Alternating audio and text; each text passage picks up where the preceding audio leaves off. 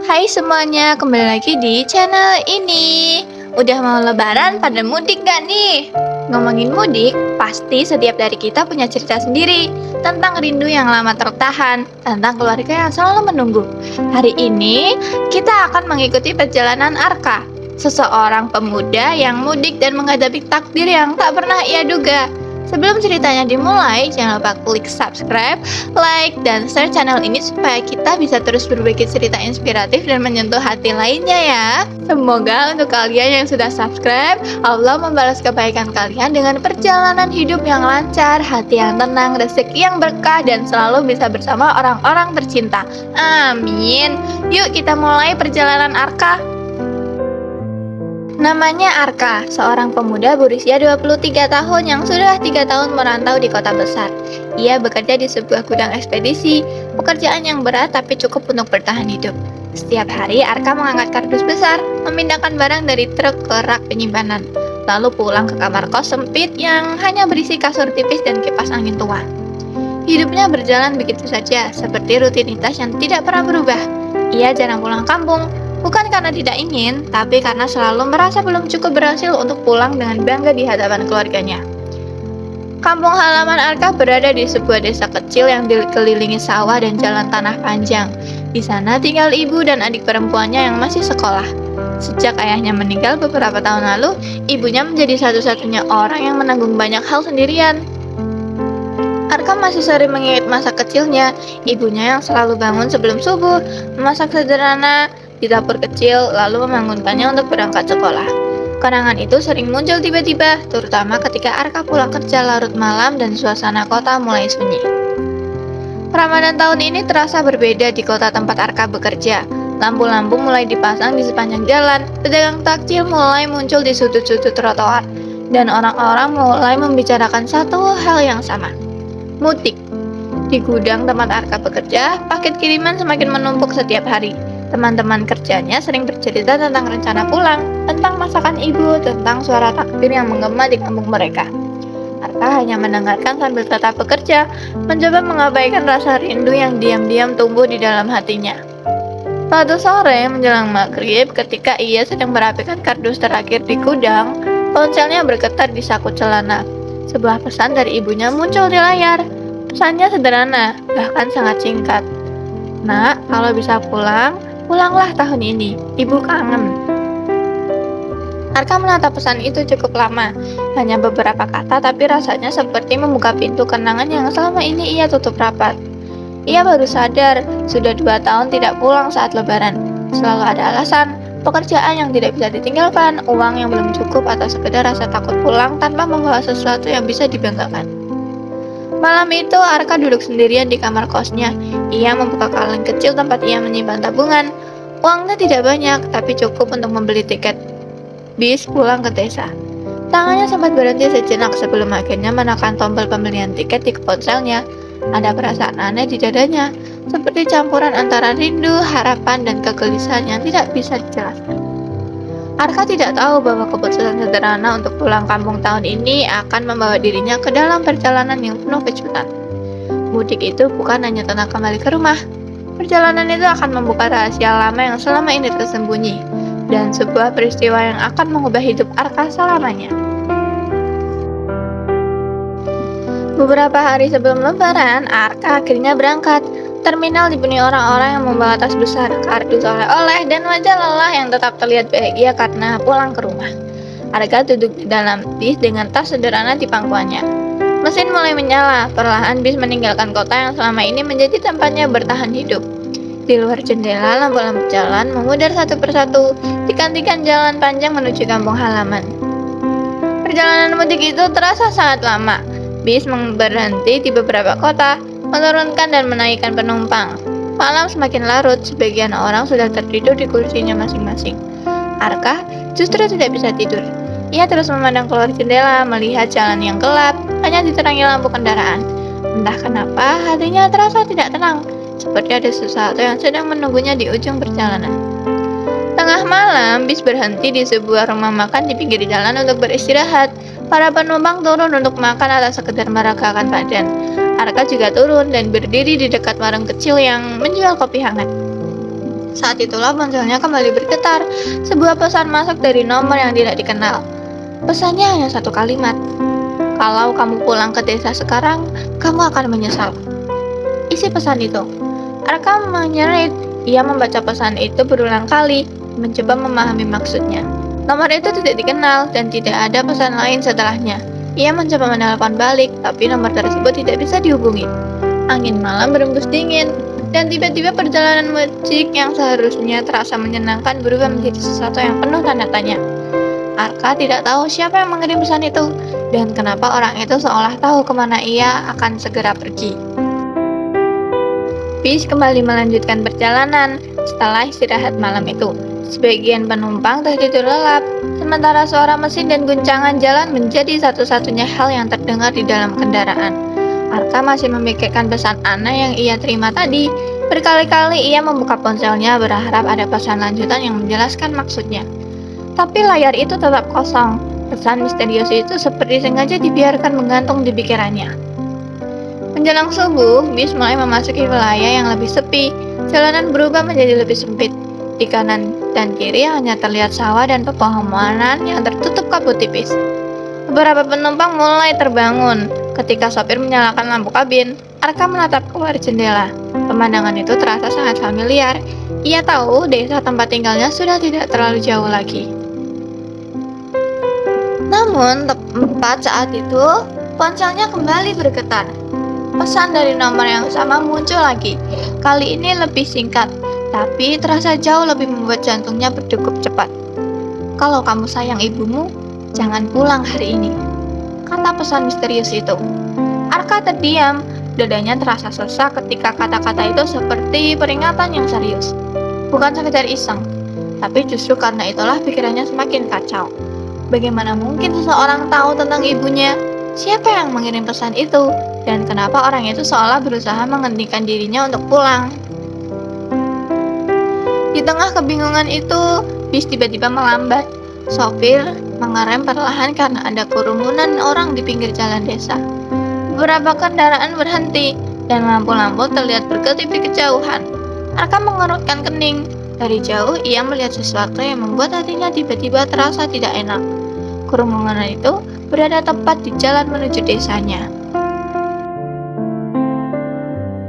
Bis berhenti tidak jauh dari kerumunan itu. Beberapa penumpang turun untuk melihat apa yang terjadi. Arka yang sejak tadi sudah gelisah akhirnya ikut turun. Udara pagi masih dingin, kabut tipis menggantung di atas jalan desa yang sempit. Dari kejauhan terdengar suara orang-orang berbicara pelan, bercampur dengan lampu kendaraan yang masih menyala redup. Arka berjalan mendekat dengan langkah yang cepat. Semakin dekat, semakin jelas terlihat beberapa orang berdiri mengelilingi sebuah mobil pick-up yang berdiri di tengah jalan. Ada juga sepeda motor yang terjatuh di dekatnya.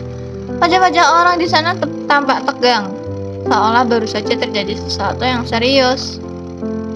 Seorang bapak yang berdiri di pinggir kerumunan berkata dengan nada prihatin kepada orang di sampingnya, bahwa seorang perempuan dari desa dekat sana baru saja dibawa ke klinik karena kecelakaan di jalan itu.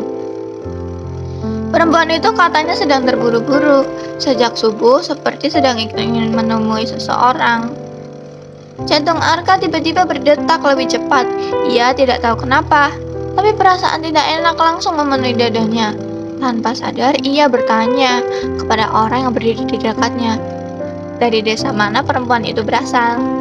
Orang itu menjawab singkat sambil menunjuk arah jalan kecil yang sangat Arka kenal. Itu dari desa Karangjati, kata orang itu. Arka langsung membeku. Itu adalah desa tempat ibunya tinggal. Mendengar nama desa itu disebut, tubuh Arka terasa kaku. Untuk beberapa detik ia hanya berdiri di tempat seolah tidak mampu mencerna apa yang baru saja dengar. Pikirannya langsung dipenuhi bayangan buruk. Pesan misterius yang ia terima sejak tadi malam kembali teringat jelas di kepalanya. Kalau kamu sayang ibumu, jangan pulang hari ini. Kalimat itu sekarang terasa seperti peringatan yang terlambat ia pahami. Tanpa berpikir panjang, Arka segera berjalan cepat melewati kerumunan orang. Ia mencoba mencari tahu lebih banyak, tapi kebanyakan orang di sana hanya mengetahui sedikit informasi. Mereka hanya tahu ada seorang perempuan yang terburu-buru mengendarai motor sejak subuh. lalu kehilangan kendali ketika sebuah mobil pick-up melintas dari arah yang berlawanan. Beberapa warga yang melihat kejadian itu langsung menolong dan membawanya ke klinik kecil di kecamatan terdekat. Arka menelan ludah, dadanya terasa semakin berat. Ia berusaha meyakinkan diri sendiri bahwa perempuan itu mungkin bukan ibunya. Desa Karangjati memang kecil, tapi tetap saja ada banyak orang di sana.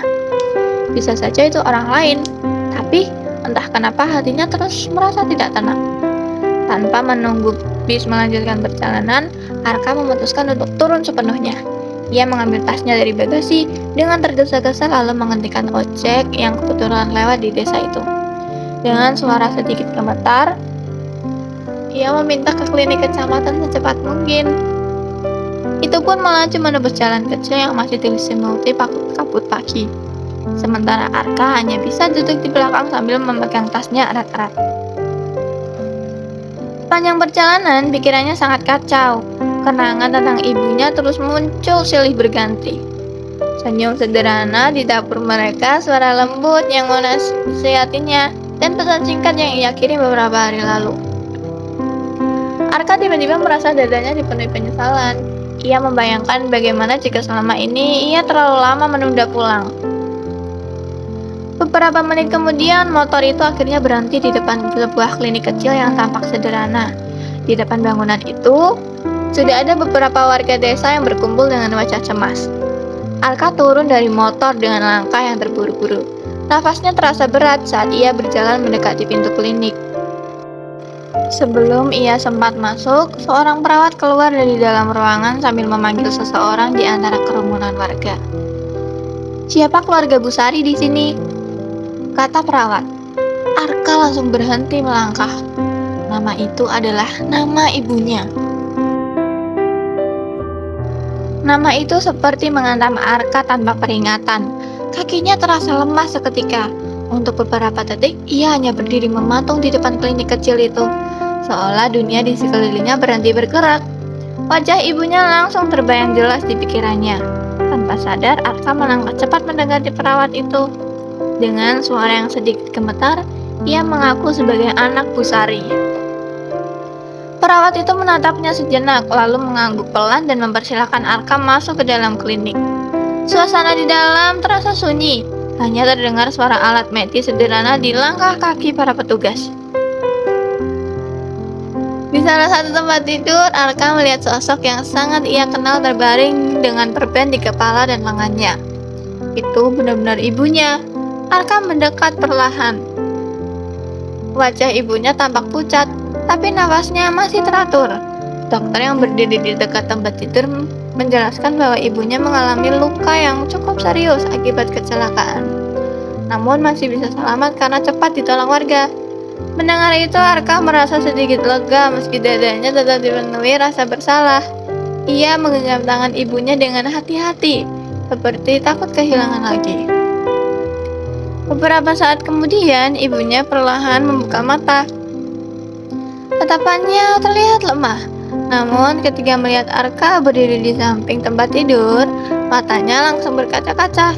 Senyum tipis muncul di wajahnya yang pucat.